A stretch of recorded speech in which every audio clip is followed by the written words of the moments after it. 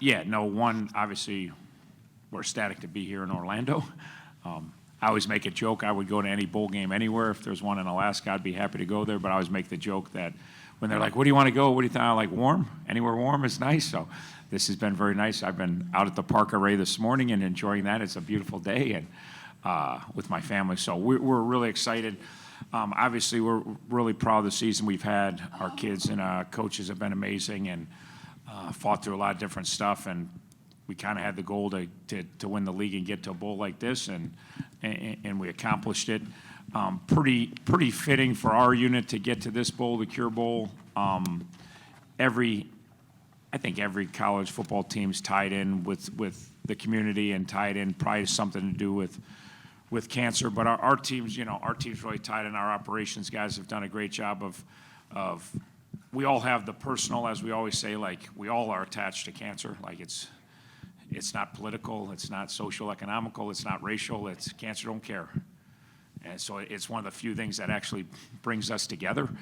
It's sad, but it does when you realize somebody that or and then there's another person in the room that has a similar issue going on with a family member, and then you know exactly how that person feels. So it's near and dear to all of us in life. And we always tell the kids, if you haven't been affected by it yet, you will be. Trust me, if you haven't, thank goodness, you're a very lucky person, but it will affect you as life goes on. And then we've just been tied in. We've adopted some kids that have leukemia, and it's been, I think it's been great for those kids and those families, but I know it's been even better for our kids and our families to have that experience and have that reality and have that appreciation and have that opportunity to be around those kids on a yearly basis that are really part of our team now. We've broke some recruiting rules with them as young age kids that we're not allowed to do, so that's okay. But it's been really good. So coming here and then, being part of a bowl that's tied in, the Cure Bowl it's really, really cool. And like I said, we all need perspective in life. We all need doses of reality, and like what we get to do on a daily basis, coach and play football, is really fun. And then you hear the stories that we hear last night or that you hear all the time, and it's like, okay, this is really a cool bowl to be a part of, not just because it's in Orlando at University, which also makes it really cool for family, but what it's all about and the fundraising behind it. And as we all try to find a cure and raise money to find a cure, and the amount of money this bowl is raised, like we've raised $8,000 to $10,000 a year at our walk, and we think that's pretty awesome. And then you hear the numbers that you folks have raised is really incredible, and hopefully, I got one of my high school buddies dealing with it right now, and I'm hoping some of the money you raised is helping him right now. So it's awesome. Any bowl game's great, but this one a little more near and dear to our hearts and very special. Coach, before we open up for questions, can you just touch on, what's the reasoning behind the cancer ribbons on the helmets that your team will be wearing and how that kind of started, and also the Light the Night event that your university and team have every year? Yeah, we've been fortunate. We got a lot of good people we work with, and obviously it's Cancer Awareness Month. One of our ADs, Daryl Hallberg, came up with this idea of putting ribbons on the helmet, and it was, I don't know how many years ago, we've been doing it for a while, and it was an amazing idea. And the coolest part, one, it brought national recognition at our university because we were on like game day that week, so I'm like, really good marketing there, Daryl. It's hard to get Miami, Ohio on game day. But the really cool is the personal part of it is the players get to pick the ribbon, tied the colors with all the different types of cancers out there, so the kids actually get to pick the ribbon that means the most to them based on who they know and what they're dealing with. So it became really personal and really cool, and it's just something that we've stayed with. And then the Light the Night walk, there's a young man that was a super big football fan. He was really young, named Liam Kaufman, and we got a call. They were looking for somebody to adopt him, and we were like, we would love to be that team. And we got Liam on board as a young kid, and he was fighting leukemia. And we used to go down to Cincinnati for the Light the Night walk, which is a huge lymphoma foundation walk, which was really, really special. And it was always in the middle of the season, and people always gave us a lot of kudos, which probably they should have, because it was like a Thursday night in season. We had a game. Sometimes we had a road game. We were leaving the next morning. They're like, we can't believe you guys are down here. And it's like, I always try to get our kids to understand, and even our coaches, like, who you are is when things go bad. Who you are is when there's an ask and it's difficult. It's easy if it's at home and it's off season to go to a lymphoma walk. It's hard on a Thursday night. I know the first one we went to, we were 0-6 year 3. We were 5-25. We showed up in Cincinnati. There's some alums kind of, can't believe you came, can't believe you showed your face in public. I'm like, it's not that easy to show your face in public when you're 5-25. But if it's something you believe in, that's the test, right? So we then had a ex-all conference punter for us, whose son was afflicted, and then we adopted him, and then we adopted another young lady who's we have a physical therapy in town, and we're connected. They do all the PT for all our players, and there's somebody there that's younger sisters been afflicted, so we just keep kind of growing. So, and again, it's a wonderful night. They've traveled with the team. They've done special things with the team. But it helps, like anyone who knows who gives, it helps you more than those that you give to. And that's it. Once you understand that, and what we try to teach our young kids, like once you go to those things and you feel like you get to feel what it's all about, you're not giving anymore, you're getting. And I know it's a two-way street, but that's how we really feel. And it's been something near and dear to us, and it's something that we take a lot of pride in, but it's also something that you do that on a Thursday night, you really appreciate getting a coach and play on Saturday. You know what I mean? Like, hey, we get to do something pretty special that we kind of take for granted because we're so busy in life and we don't ever take time to realize how fortunate we are. And those are moments you really realize how dang fortunate you are. Thanks, Coach. We'll open up for questions. Now, anyone have a question, put up your hand, and we have a couple of mics we can pass around. Coach, good afternoon. I'm Kyle Nash with the 3-Point Conversion. Welcome to Orlando. And thanks for taking time out of your park schedule to come talk to us real quick. But looking at you guys' schedule, you mentioned kind of bouncing back later. Final 5 games, you're on kind of an active streak, holding teams to 16 points or lower. For one, what kind of kicked that into gear for you guys? And two, would you say you guys are kind of an example of defense winning championships? Yeah, defense does win championships. Offense is what the whole world loves. Offense is sexy. Defense is, everybody's like, oh, that was an ugly game. Like, that was a Picasso to me. Like, what are you talking about, ugly game? Run the ball, play defense, play special teams. There's a lot of bad quarterbacks that won Super Bowls. But no, we really felt going the year we had a really special group, and we felt like we've been really good on defense and special teams for a long time. And then we really felt like our offense was gaining and catching up, and we added some pieces this offseason. We felt like we could run it, we could throw it, and we could be electric on offense. And early in the year, we were scoring in the 30s, scoring in the 40s, and still playing really good defense. Probably the most complete team we had, but we knew we had a really deep, talented team. And then you lose your starting quarterback, who's a great, great player. We're fortunate enough that we had AV, had played 9 games last year, and also we knew what he was capable of doing, but different style of player. And we knew we were really good on defense and ST, so it was like we haven't taken a lot of risks down the stretch. We've kind of plodded along, and we've run the ball, and we've leaned on Rashad a bunch, and leaned on AV's legs a bunch, and taken our shots in the passing game when the opportunities arose us. But we've been pretty, with all the analytics, we were just talking about the analytics and all the go for it, and like analytics are skewed because it's not real-time data for your team. Like last week, the second series, we had 4th and 2 on the 40, and the ESPN announced like, oh, it's a 100% go for it here. I'm like, hey, you don't know the Red Hawks. This is a 100% punt for us. And I'm a stats guy. Most bozo coaches are coaches. They're not stats guy. Like I'm a numbers guy my whole life. We punt it down to the 8 because we're really good at like the analytics doesn't say how good is Alec Bevelheimer at pooch punting and how good is that's not part of it's general analytics, but we're really good at that, and we punt it to the 8, and then the analytics doesn't say how good is your defense because it's this broad. Well, our defense is really good, so we go 3 and out, and then analytics doesn't tell you how good your punt return team is. Well, our punt return team is really good, and Cade McDonald's really good, and they punt it to him, and if you watch the game, which probably just some Miami people did, but he splits 2 guys and returns it to the 39, and all of a sudden we're in business on the 39, and now it's 10-0 because we score. And it's like, so we've played things a little bit close to the best. We've run the ball. We've played defense. We've taken our chances in the air when opportunities arose, but we haven't been necessarily super aggressive throwing the ball lately. And we've rely on what you're really good. If you run a company, if you're really good at that, we're really good at defense specialties. We've been really good at running the football, and So we've just kind of been plodding away, playing old school football. So we have some famous coaches, but I would say Bo and Woody would be pretty excited about the last 5 weeks at Miami, because we put the game back a little bit in the 70s. So we're not as flashy as Appy State, but winning is fun. Getting to the Cure Bowl is fun.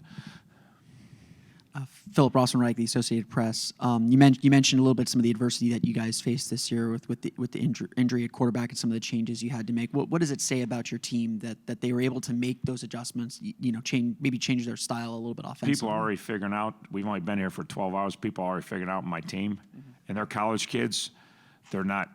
We all make mistakes. Like I got 110 college kids, but I've already been complimented 5 times about our kids and how great they are and how respectful they are and how the people that work at Miami are so wonderful to be around. I've been complimented 5 times today, and I've been at the park most of the time. We have really special kids, and they will fight and scratch and claw for each other. And we're all selfish human beings. That's just the nature of being a human being. We all wake up selfish, I say, every morning, but we have kids that actually care about each other and will fight for each other. And they had a ton of confidence. It stunk when Brett went down. You're talking about the best player in our league. It's not, oh, you lost your quarterback. No, we lost a great one. Like, there's some teams you lose your quarterback, and it's like, he's okay, The backup might be better, So our guy was probably going to win College Player of the Year, and then it took probably 24 hours for our kids to regroup, and, they basically said, well, I don't know what it's going to look like, Coach. We're going to find a way to get this thing done, and they've been pretty awesome always, but under those circumstances, and then just a horrific injury, like some of our kids saw it. It was not something that you want to look at, and we lost a really tough game that day, 21-17, and we were rolling when Brett went down, and then we got nothing done the last 18 minutes of the game. So it's kind of, that loss was gut-wrenching in and of itself, because us and Toledo were undefeated in the league, and we were both 6-1, and then we didn't get anything done when Brett went down. So it's kind of, is that the precursor for the future, which everybody thought? Next week's line shot through the roof against us, because everybody watched the fourth quarter. Well, they're not going to be good. And then, our kids came out. And the beauty of the next week game, we're playing one of the best teams in our league, and we get down 9-0 at the end of first quarter. So it's just even more so like we did nothing in the fourth quarter. Now they jump on us. They're kind of, and then we scored 30 straight against a really good team on the road with our backup quarterback. And you go, wow. And even me, like, I've been doing this a long time. I told the kids in the locker room, I said, I can't quantify. That's a top 10 victory I've ever been associated with. That next week when we beat OU at OU with our backup quarterback down 9-0 at the end of first quarter, I'm like, I don't know how special you guys think you are, but you guys are incredibly special. Like that was a one hellacious victory under the circumstances, and it was an awesome to be a part of that. Right down, you go to the MAC championship game, and we couldn't beat them with our starter, and when our back, and everybody's talking about Toledo being in the Year 6 and everybody, and I'm just looking at my guys I told them, I said, they don't know you. Everybody that thinks you don't have it, they don't know you, because it's just, again, it hasn't been like what people like to see. Like, they're just good. Like, they're really good football players, and they stick together, and we don't make mistakes, and they play together, and we're good at the things that are important. We win the turnover battle. We won the turnover by the MAC championship game, and we won the field position battle, and we don't give up big plays, and we're not super flashy now, but we still seem to find a way to make big plays, whether it's just Rashad running over 3 guys and making a big play out of nothing, or maybe it's a good pass from AV to Rashad again. We forgot Rashad could catch it, right? Threw on to Rashad. We caught him by surprise. We actually sent Rashad out for a pass, which we hadn't done since UMass. So, but very resilient group, but really it's just who they are as people. I would say if you have a company, hire my guys. If you want your company to be better, I don't care what they studied. Oh, they're not a business major. I don't care. Hire them. Your company will be better. They'll work really hard for you. When you tell them to do something, they'll try to do it how they ask. They don't always do it. Trust me, they don't always do it, but they're trying to do it how you ask. All right, and they'll get along with everybody in your company, and they'll treat everybody in your company the right way, and your company will become better. So they're amazing group of young men. Coach, Mark Brown with the Dayton News. Their quarterback Aguilar has had a really nice season. Any plans? How do you plan to shut him down? He can run, he can throw. They got really good. They're good. They're a complete offense. They're much like Toledo was. Like they can hurt you on every play. You got to be right every play. I mean, if you don't, they'll make a big play. It doesn't matter if it's play 7, play 22, play 30. You could be playing great defense, and then you take your foot off the gas or you're a step out of position, and they're going to make you pay. So our kids know that there's a great challenge. Our defense loves that challenge, and our defense knows that as good as they are, as good as we are on defense, they know that if we're not also precise in doing our jobs, that team like Appy State's going to make you pay over and over. And, you know, the beauty of last week's game and beating Toledo, or 2 weeks ago, whatever it was, beating Toledo, is they dominated. Our defense dominated. So anytime you dominate defense, you should feel great about yourself. But they dominated great offense. That's what I told them. They dominated. Like, their quarterback has put up numbers that very few quarterbacks have put in the country. Penny Boone's 5th in the nation in rushing. They got these electric receivers. They got this 6'6" tight end who's a phenomenal. So it doesn't, like, to ever hold a team to 14 points nowadays, you're playing really salty defense. But then you do it against a team so it's the same thing against Appy. If you just play good, they're going to hang 30 some on you. And you're going to have a hard time winning the game. And you can play good, and they can hang 30 on you. You're going to have to play great if you're going to keep the score down to where we would like it to give us the best chance to win. Coach, Andrew Choker here for the Sons of UCF. The Cure Bowl has been played in Camping World Stadium and Exploria Stadium the past few years. What are your thoughts on playing in FBC Mortgage Stadium, a.k.a. the Bounce House? Honestly, I have zero thoughts because I didn't know where it was played, and to be honest, I don't even know where we're playing. I couldn't even tell you. You think that's funny? Those of you who know me, literally, like, I really do. I don't even know it. I live under this rock, like, and I don't come up for air very often. I don't have a lot of interest in this world, so I'm sure it's going to be an awesome venue. I know they played at like a soccer place, right? Was I heard last night at dinner? And we did that at the Frisco Bowl, which that was just cool because it was a different type of venue. So I thought that was pretty cool, even though I didn't know what to think. But then I got there, I'm like, but now we're just, as my wife says, you want to go look at the field? She's like, 120 yards, right? 53 and a third rise. There's some, yeah, I don't need to go see it. We're good. So we're just excited to be here, and I'm sure it's going to be nice, and we'll be excited to play on it.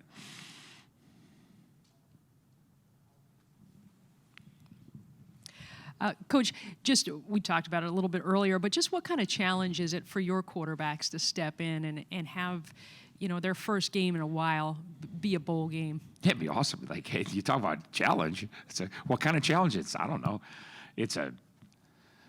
Henry's going to take his first college snap on Saturday.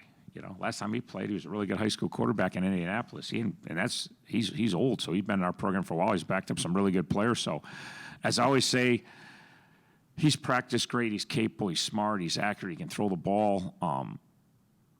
But you never know until you put him in the arena. And the high school arena is not the college arena. I was the first 5 minutes of a kid playing, and he might be falling on his face, but you could just tell if the kid wants to be out there, by the look in his eyes. I remember we put AV in the arena a year ago. He never played after Brett went down, and he didn't play a great first game, and he made some mistakes, and he looked just okay, but you could tell by the look in AV's eye, like, he loved being out there.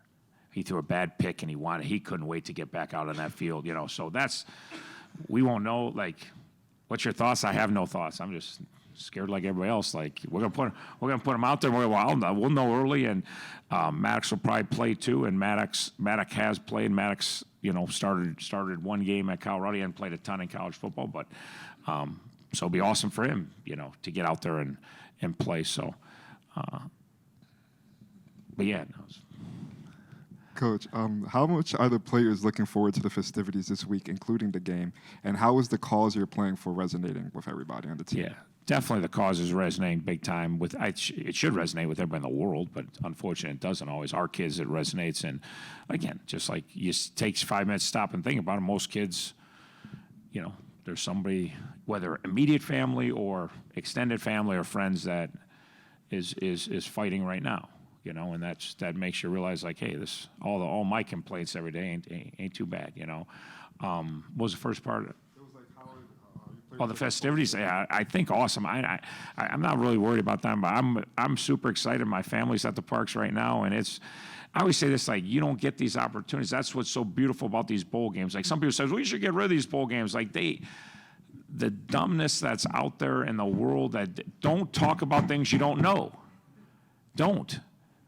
These kids come here, and it's a reward for a good or great season. Okay, well, they're only 6-6. Okay, You know how hard it is to go 6-6? You know how hard it is to win college football games? Like, all these people that, oh, these bowls are mere, it's just a final. No, for these kids and for us and for our families and the extended people that get to come enjoy just being in Orlando, even if it wasn't at Universal and we didn't have passes to go to the park, and just last night walking around, and we take it for granted because there are some people that grew up and they took vacations every year. There's a lot of kids on my team, they never been, that was their first flight yesterday. You talk about life experiences at these like a kid got on a flight and you got this rough and tumble college kid that's all that, and he's like holding hands with his teammate. It's a little weird, right? But it's real, and it's awesome, and it's his first flight, and the second flight will be better, and the third flight will be better, And then you come and, well, I was fortunate. I got to go to Disney as a kid. I've never been to Universal, but there's a lot of people, they'd never taken a vacation before. And then they get this opportunity. And then the people they meet, and the opposing coaches and opposing players and the bowl people and the wonderful people in the resort. And it's like, I remember last year we were in the Bahamas. And this is what people don't understand. Like, oh, the Bahamas and Atlantis, and it is wonderful, right? I've got kids in the hotel buffet. This is honest story. And I'm walking through the whole hotel buffet. I'm just in the morning checking things out. And it's kind of like a Vegas buffet, like this giant. Okay, well, I've been to Vegas buffet. So when I walked in, it wasn't like, oh my God, I've got a kid FaceTiming his mom, and he's showing her all the food. And if you've ever been to one of those giant resort buffets, but then I know the kid and I know where he's from, and he's like, Mom, look at all this food. And it's like, they never seen this much food in their lives. And that's reality.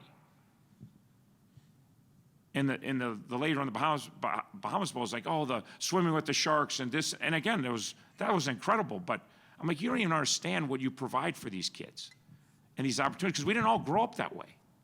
We didn't all grow up and just get to take vacations wherever we want to go. And then these kids earn this experience and come here and get treated like royalty and everybody. And for some kids, it's their first ever vacation. It really is. And we should get rid of the bowl. No, don't talk about things you don't know. They're not meaningless because you've never been a part of one. You don't know how special these experiences are, and all the time and energy. And then you come and then they're raising money to help cure cancer on top of it. But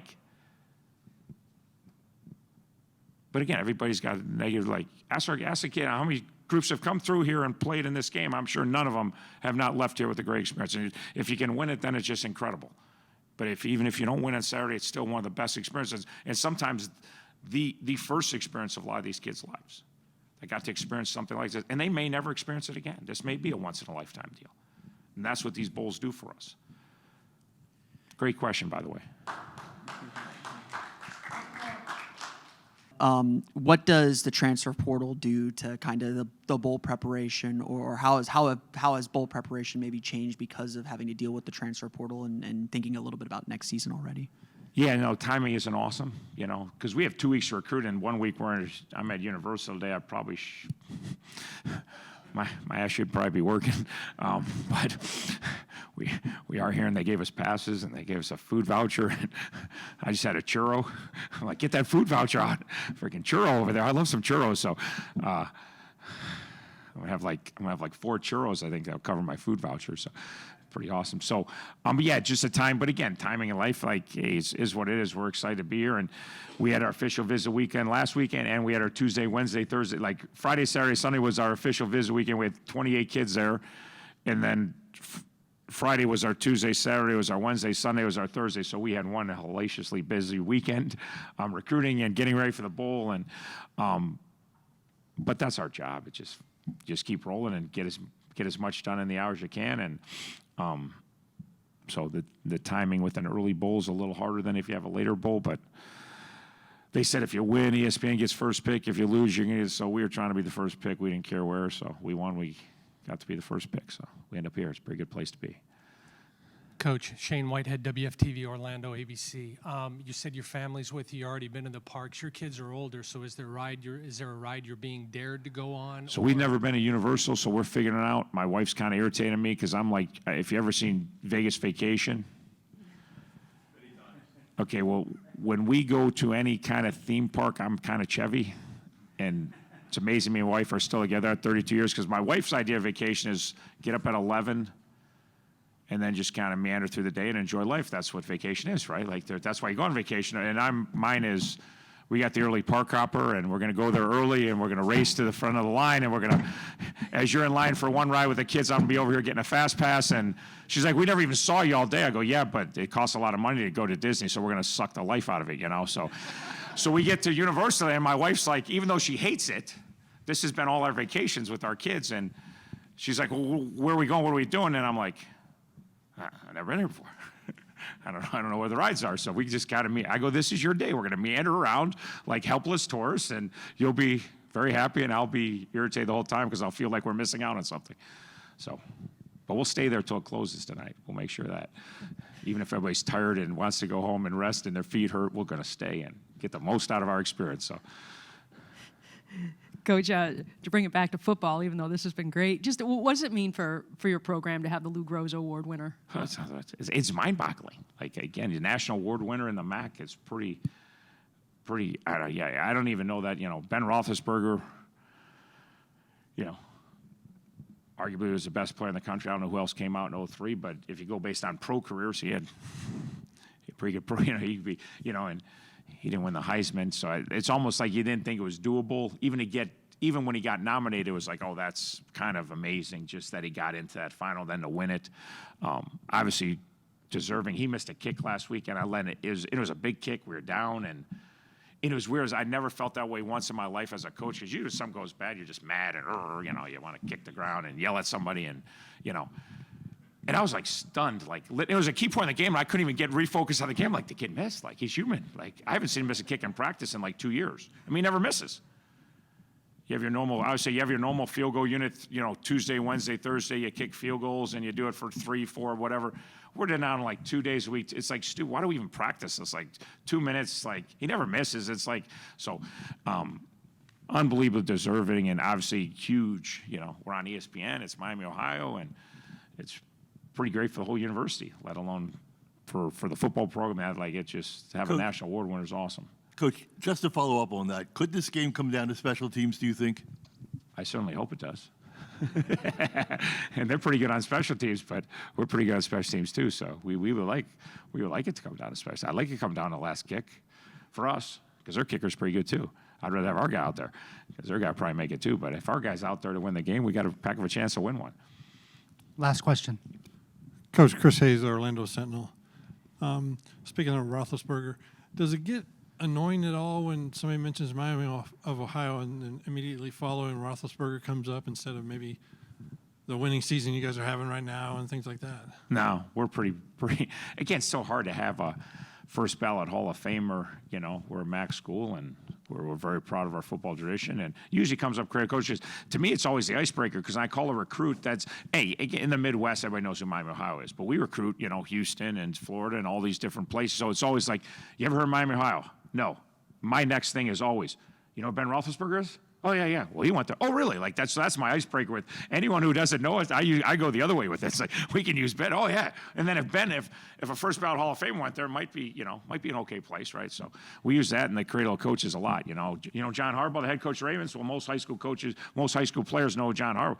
Well, he's a Miami guy. You know Sean McVay, head coach of the Rams. So just the opposite. That's our get in with, like, oh, well, maybe if I go play in Miami, you got two NFL head coaches that played there. It's pretty awesome. Just talk about, you know, what does this bowl mean to you? And maybe just talk a little about why you chose which ribbon you have on the side of your helmet. This bowl, for me personally, is kind of a culmination of an entire offseason and kind of a career of work. You know, working so hard in the offseason, just to be able to come to this bowl means a lot. It kind of makes it all worth it. And then my ribbon, it's the blue color, which is the cancer that has affected my family personally. So that's why I got that one. Okay. Yeah, pretty much what Tawa said. Just like and Coach Martin, like, this is like a reward for like all the hard work we did. So like, we're really grateful to be here. Like, everybody doesn't get to do this. I have friends that are not getting to play in the bowl game right now, so I'm really grateful for it. And then as far as the Cure Bowl, like, we've had like a story with my mom this year that I was really grateful, like, for her to be able to get covered about her story about being a cancer survivor. So the Cure Bowl is like really important to us, and it was kind of like a coincidence that we got to do this year too. So really grateful for that. Yeah, just like what they said. I mean, it's a culmination of work throughout the whole year, so it feels good to be here. The ribbon that I wear, it's in honor of my linebacker coach, Coach Bowen. Somebody in his wife's family struggled with cancer. They had a tough time with it last year, so me and a few of the other linebackers wear the color ribbon in honor of him. So, yeah. And one fun one, I'm guessing some of you guys have already been out at the parks this morning, and then what are you guys looking forward to the most today as you get back into Universal Studios and Islands of Adventure? I've never been here before. Always wanted to come. Never been to Orlando. I've been different places in Florida, but I'm honestly just excited to see what the park has in store. We kind of got a sneak peek of that yesterday. Looks like a ton of fun rides. Heard a lot of amazing things from my teammates who have been here before. So I'm excited to go on the new roller coaster. They said it's the biggest, fastest one. So excited to go on that one. Yeah, same. I personally never been to Universal Studios either. I used to always hear about it. So this is like a first experience for me. But I've also been a little scared to get on roller coasters too. So we'll see who can get me on the roller coaster today. I'm not sure, but Yeah, I've never been here either, and I'm also the biggest Harry Potter nerd, so I might walk out of here with a wand today. So. All right, we'll open up for questions. Raise your hand, and then we'll get you a mic.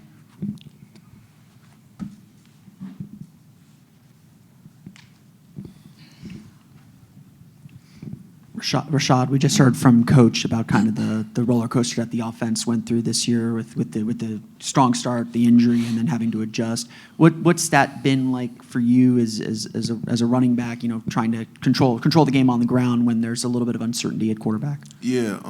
So like you said, like just playing with Brett this year, like I just got to experience like a certain level of like greatness, just like with his preparation and stuff like that, and you don't always get like a quarterback that can prepare like that week in and week out. Like I just seen his work ethic. So when he went down, it was I felt really bad for him. And like ever since he did go down, it was just like we wanted to win everything for Brett because we knew how much it meant to him.